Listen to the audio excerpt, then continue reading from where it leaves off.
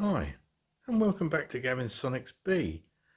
Well, I made my decision as to what I was going to do next, and basically what I decided to do was to test fit the engine, seeing as the engine was pretty much in one piece, because what I wanted to do was work out on the firewall where I could mount things and where I couldn't mount things, where it was going to get hot and where it wasn't, etc.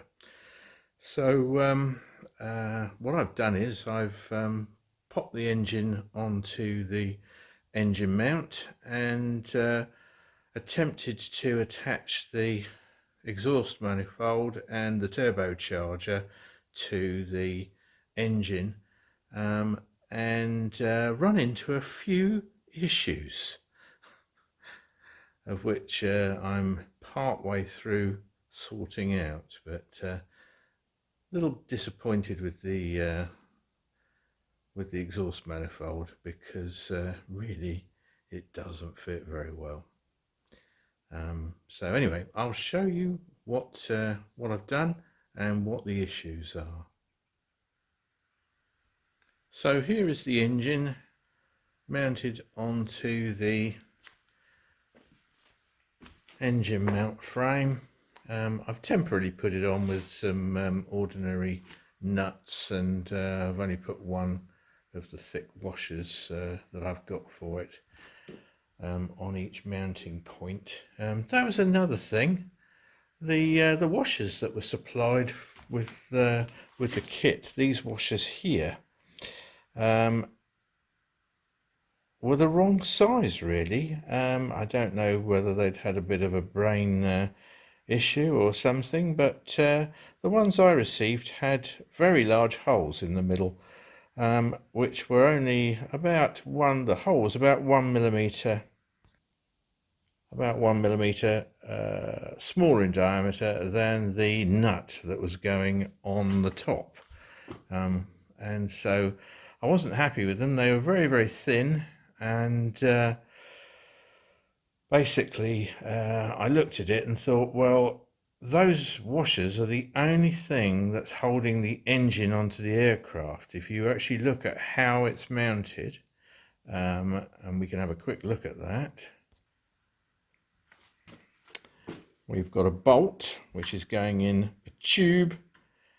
The tube is also on this side, sticks out about so far. And then we've got a rubber bush which is stepped and fits inside this. There's an identical bush the other way round, so we've got a part of it outside. It fits onto the tube that is sticking out, and also fits inside the accessory plate here. So the accessory plate is basically floating on the two rubber mounts, but the tube stops short of the end of the rubber mount here. We've got a 1/4 inch or 6.5 mil bolt through here, and normally there would be a nylock nut on here, but I've just put these ordinary plain nuts on temporarily just to hold it in place. And basically this washer is the only thing that stops the rubber mounts extruding themselves past the nut, and therefore they're taking the entire power of the engine. There are 4 of them. There's 2 at the top and 2 at the bottom. And the washers that were supplied were like this. Now the plans call for a large diameter washer, and I think from memory it's an 1/8 thick, with a 1/4 hole through the middle. These are 1.2 mil thick and have a larger hole through the middle of them, probably I I don't know, it's probably a 10 mil, I would think, 10 mil hole through the middle of them. And I think the nuts are 11 mil across the flats, or something like that. And so I wasn't really happy with them at all. So I looked up online and I bought myself some thicker, I think they're 2 millimeter thick washers with a quarter hole through the middle of them, or 6 or 6.5 mil hole through the middle of them. And I'm going to use 2 of them, so I'm going to end up with 4 mil of thickness and the right sized hole through the center, which is good. And I think I'll be happy with the engine hanging off those, but not off these. If I was you, I'd throw them away. Anyway, only a small point, but if you don't want the engine to fly off and leave you behind, do you? So we'll get back to the engine. Hold on, here we go. So the engine's attached to the engine frame, and basically I've sort of dummied up the exhaust and turbo arrangement. Now I attached this side first, and if you put these the exhaust onto the 2 ports on this side, what I then found was that round this side the exhaust system was down here somewhere, a long way away from where it's supposed to be. Also, because of the tightness of this curve here, this particular exhaust pipe was hitting the tin work underneath this cylinder, and it wouldn't allow it to come up. So eventually, after a little bit of chatting to Mark at Sonex and thinking about it, I decided to cut the tin work away around the bottom of this cylinder, and that has allowed this to come up, and there's still enough gap between it and the cylinder to get the exhaust wrap on, because these have to be wrapped as well. But it didn't allow it to go onto the line up with the exhaust port. So I contacted Mark at Sonex again and explained to him what was going on, and basically he said, yeah, we know that these exhaust systems can warp when they're cooling down after they've been welded, and you may have to bend it. Well, Mark, I can tell you, it's pretty much impossible to do. I had 2 other people, one holding the aircraft in place, me with a piece of wood, using that as a lever to get more leverage, and I'm pretty strong, and Katie to actually put the bolts in the hole. And I had to use every ounce of my strength to get one bolt on this front port, and also one bolt partially in on the back one. But if you look at the other hole, there's no way that a bolt is going in that hole there, and there's no way, don't know whether I can actually get to it, but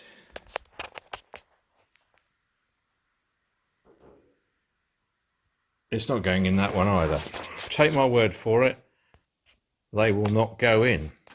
And the problem is actually caused, I don't think it's because it's warped during the welding process, I think that the cross tube between the two sides, basically you've got two exhausts on each side that join, so a pair on each side join with each other, and then there's a cross tube that links the four together. So you've got a pair on one side, pair on the other side, cross tube.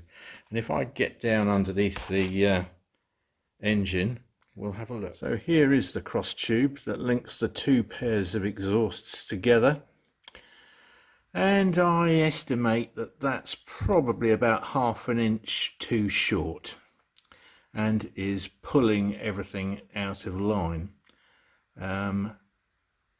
So what I'm actually going to do is I'm going to get somebody to cut that one. Well, I'm going to cut it, measure what it needs to be, and have a piece let in. And if I do that, it will, I think everything will actually line up and fit. The problem is that if you do what Sonex tell you to do and try and bend these out, it causes a rotation of the flanges, and then none of the holes line up. And even the holes on this side, I don't know whether I can show this to you, but they are under extreme tension. Those bolts will not turn in their holes at the moment, because now that I've pulled the other side out, these ones are jammed. This one is being pushed that way, and the top one is being pushed that way. So I wasn't particularly happy about that, but I've found somebody who can actually do these things. They have made exhaust systems for cars, stainless steel exhaust systems for cars. So I'm going to take it over there and get them to do that. But that's not all. There is an even bigger issue with the exhaust downpipe that comes out of the turbo. And if I just turn you around, you can see where that exits the turbo. A second, there's some kind of fly trying to attack me, so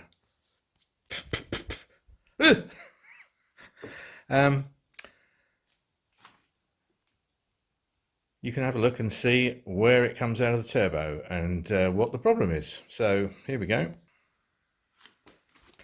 So there's the turbo, there's the exhaust coming out of the turbo. It comes out horizontally, makes a 90-degree turn, heads downwards. That's the top section. On the floor here we have the bottom section, and this is supposed to join onto there. Hold on, we got a bit in the way. Supposed to join onto there, but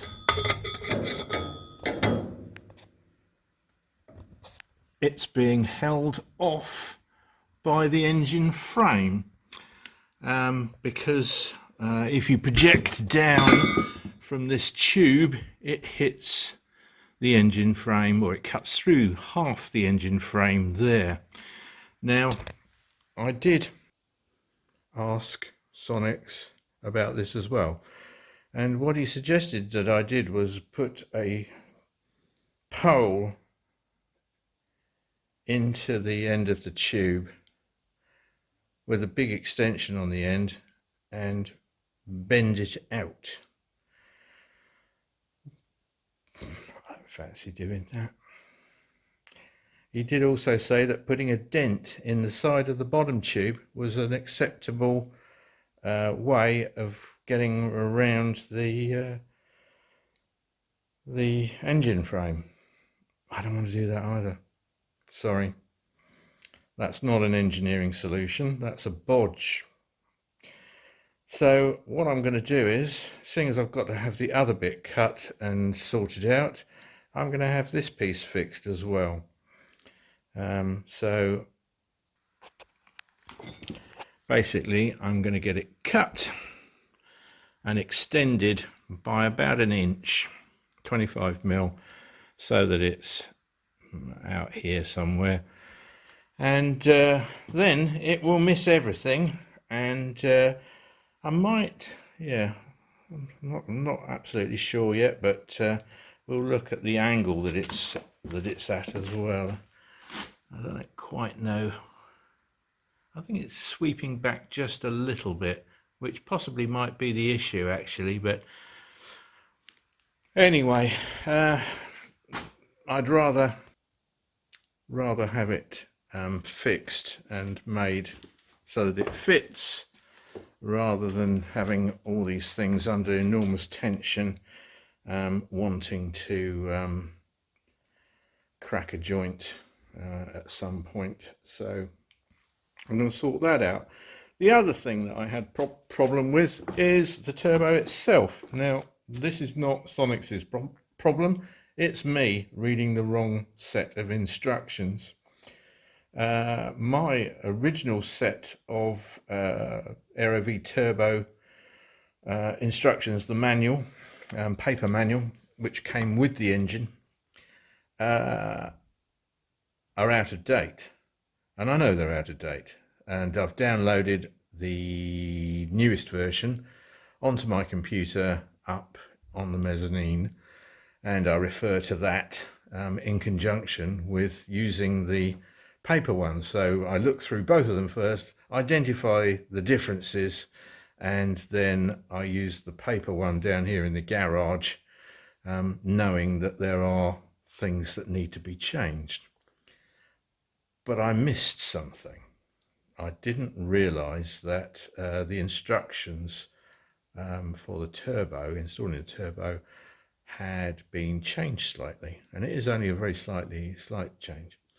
In the original set, it tells you to install the turbo, and when you install the turbo, to check that the bottom of the there's a little oil sump hole on the bottom of it, or a flange basically, and that needs to be parallel to the ground, i.e. level, when all the wheels are on the ground. And it says that this has been factory set previously and you shouldn't need to touch it, but if you do need to touch it, please contact the factory to get the instructions. And those were the instructions I was working from. So I looked at it when I put it in, and I had some issues with clearance, like this. Basically, the wastegate actuator, which is that black thing, circular thing there, is touching the intake side of the turbo on the outlet. So this is the outlet, which has got the fuel air mixture under pressure going to the intake manifold. And basically it is way too close. In fact, it's touching the wastegate actuator, and also there's absolutely no gap between the starter motor and that outlet as well. So how do you get the pipe on? And if you did get the pipe on, there's a potential wear point there between the two items, and I was getting very confused. So I contacted Sonex, and Mark very kindly alerted me to the fact that the clocking instructions for the turbo were in the manual, and I thought, no they're not. And then I thought, the digital version on my computer. And so I went and had a look, and sure enough, there they are. So basically, to clock the turbo, you effectively loosen the two sides, the intake and the exhaust side, and rotate them. So this is the exhaust side, which is driving the intake side, and there are some bolts down here. There's 4 of them around it, and you have to loosen those, and then this will rotate. So I measured it, and I'm about 18 degrees out.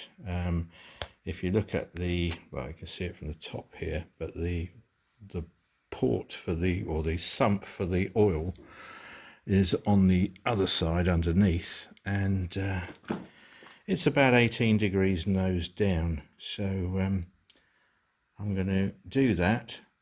That will mean rotating it like that, which will lift it away from the wastegate actuator and give us some space, and will also give us some space to the starter motor as well.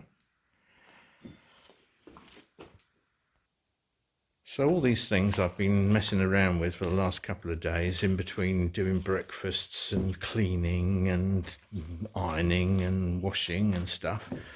And so I'm hopefully going to, it's Sunday today, so week begins tomorrow.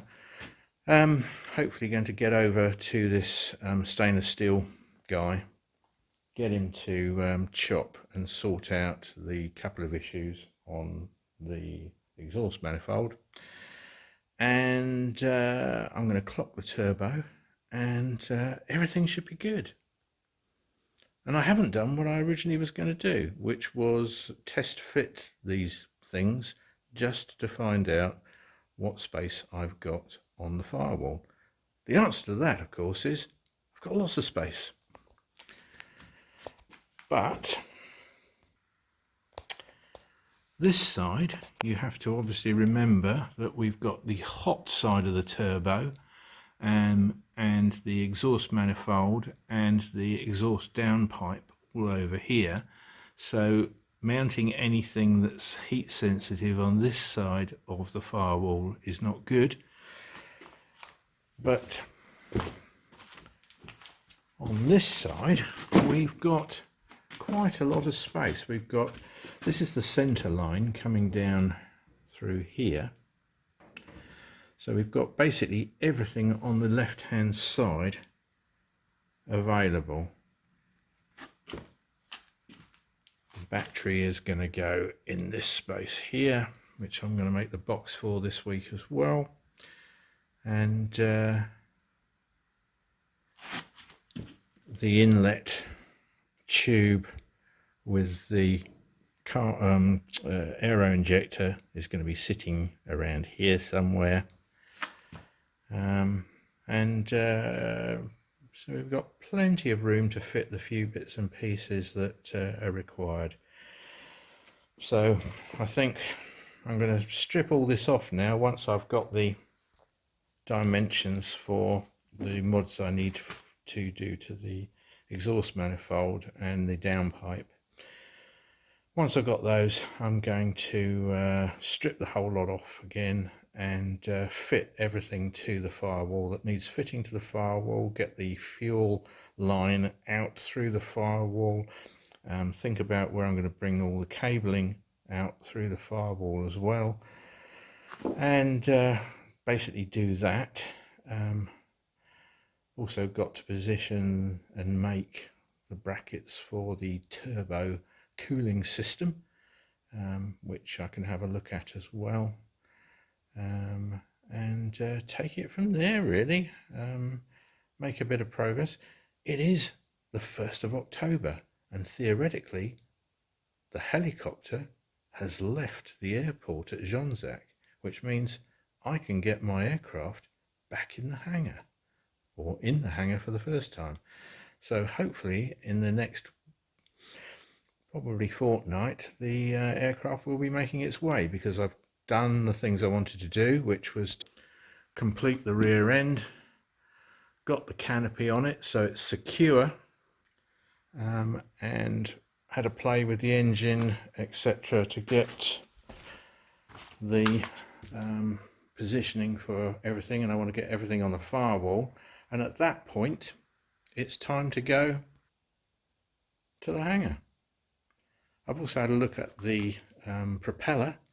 The reason for that is they don't supply the bolts to hold the propeller on. They supply the propeller, the spinner, the hub, everything, but no bolts. So I've had to order the bolts, and in order to order the bolts I needed to measure. So had to measure from there through to the inside of there.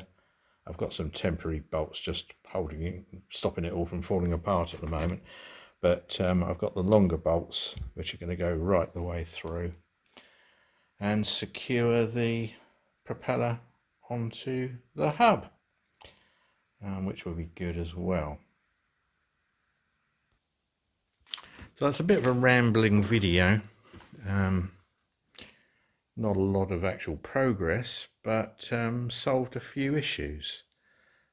Hopefully we'll make some progress in the next week or two. As soon as I've done something worthy, I'll be in touch again. So bye for now.